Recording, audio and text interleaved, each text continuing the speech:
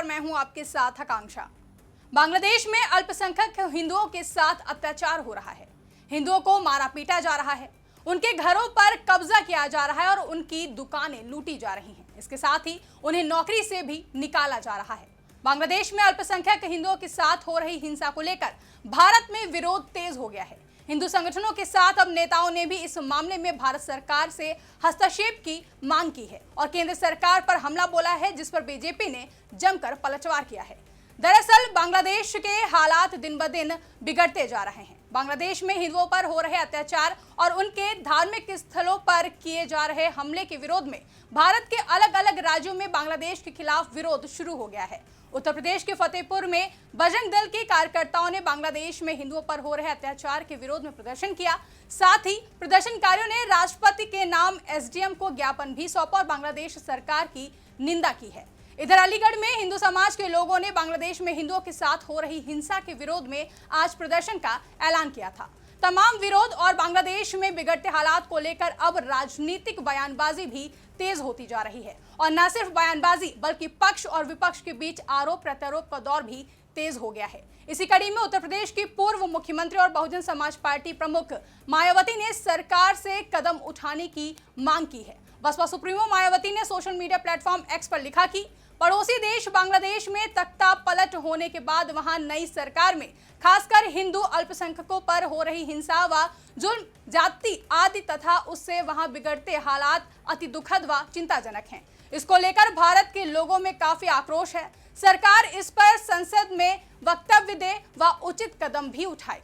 एक और जहां बसपा सुप्रीमो मायावती ने भारत सरकार से बांग्लादेश मामले पर उचित कदम उठाने की मांग की, तो वहीं समाजवादी पार्टी के राष्ट्रीय अध्यक्ष अखिलेश यादव ने भी भारत के पड़ोसी देश बांग्लादेश से जुड़े अल्पसंख्यकों के मुद्दे पर बात करते हुए कहा कि भारत सरकार खुद को ताकतवर कहती है, लेकिन क्या ताकतवर है अगर वो हमारे साधु संतों को भी हिफाजत नहीं दे सकती है।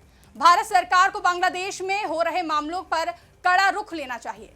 यही नहीं, बांग्लादेश में हिंदुओं के खिलाफ जारी हिंसा और इस्कॉन के पुजारी चिन्मय दास की गिरफ्तारी पर सपा सुप्रीमो अखिलेश यादव ने कहा कि बांग्लादेश में हिंदुओं और अल्पसंख्यकों के खिलाफ जो चीजें चल रही हैं उसके बारे में भारत सरकार को सोचना चाहिए। इस तरह की चीजें नहीं होनी चाहिए। साथ ही सपा सुप्रीमो ने सवाल उठाया कि अगर भारत सरकार एक पुजारी को सम्मान और सुरक्षा नहीं दे सकती तो वह मजबूत सरकार होने का दावा कैसे कर सकती है। बता दें कि एक और जहां बसपा सुप्रीमो मायावती और सपा प्रमुख अखिलेश यादव ने बांग्लादेश में हो रही हिंसा को लेकर भारत सरकार पर हमला बोला है, तो वहीं टीएमसी ने बांग्लादेश में अल्पसंख्यक समुदायों खासकर हिंदुओं के खिलाफ हो रही हिंसा का मुद्दा लोकसभा में उठाने का काम किया है। पार्टी सांसद सुदीप बंदोपाध्याय ने शून्यकाल के दौरान संसद में कहा कि बांग्लादेश में अल्पसंख्यकों पर अत्याचार और हत्याएं की जा रही हैं और इस पर केंद्र सरकार को तुरंत कदम उठाना चाहिए। साथ ही टीएमसी सांसद ने आरोप लगाया कि इस गंभीर मुद्दे पर केंद्र सरकार की ओर से कोई प्रतिक्रिया नहीं दी जा रही है। उन्होंने कहा कि भारत सरकार को संयुक्त राष्ट्र से अपील करनी चाहिए कि बांग्लादेश में तत्काल शांति रक्षक बल भेजे जाएं ताकि वहां की स्थिति को नियंत्रित किया जा सके। साथ ही टीएमसी सांसद ने विदेश मंत्री एस जयशंकर से भी संसद में आकर बांग्लादेश के ताजा हालात के बारे में जानकारी देने की मांग की और कहा कि अगर केंद्र सरकार बांग्लादेश के मामले पर कोई निर्णय लेती है तो पश्चिम बंगाल की सरकार उनके साथ खड़ी रहेगी।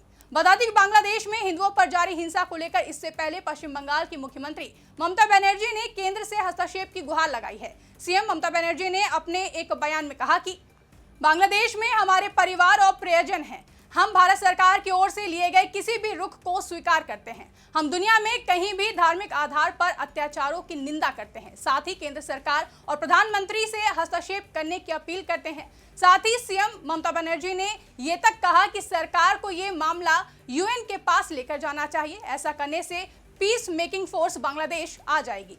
इससे पहले भी सीएम ममता बनर्जी ने इस मुद्दे पर सधा हुआ एक बयान दिया था, जिसमें उन्होंने कहा था कि उनके खुद के हाथ में ज्यादा कुछ नहीं है, लेकिन इस मुद्दे पर वे भारत सरकार के साथ मजबूती से खड़ी हैं। अब बीजेपी ने सीएम ममता बनर्जी के इस बयान को आड़े हाथों ले लिया है और उनकी तरफ से यहां तक बोल दिया गया है कि ममता बनर्जी घड़ियाली आंसू बहा रही हैं। बीजेपी नेता अमित मालवीय ने एक लंबी पोस्ट कर ममता बनर्जी पर बड़ा हमला बोला। अमित मालवीय ने सोशल मीडिया पर लिखा कि ममता बनर्जी को बांग्लादेशी हिंदुओं के लिए अपने घड़ियाली आंसू बहाना बंद कर देना चाहिए। कुछ समय पहले तक उनकी तरफ से ही पश्चिम बंगाल में हिंदू संतों पर निशाना साधा गया था उनकी तरफ से ही रामकृष्ण मिशन, भारत सेवाश्रम संघ और इस्कॉन के खिलाफ बोला गया था। उस वजह से ही हजारों हिंदू साधुओं ने बंगाल में सड़कों पर विरोध प्रदर्शन किया था।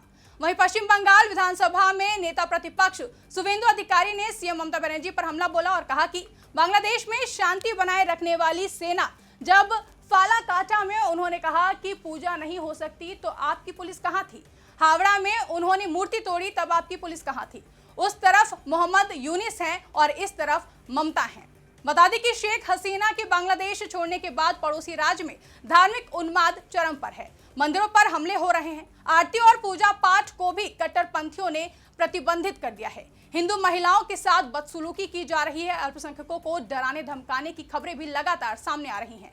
हाल ही में इस्कॉन के संत और हिंदू नेता चिन्मय कृष्ण दास को भी देशद्रोह के आरोप में जेल भेजा गया, जिस पर आज सुनवाई होनी थी।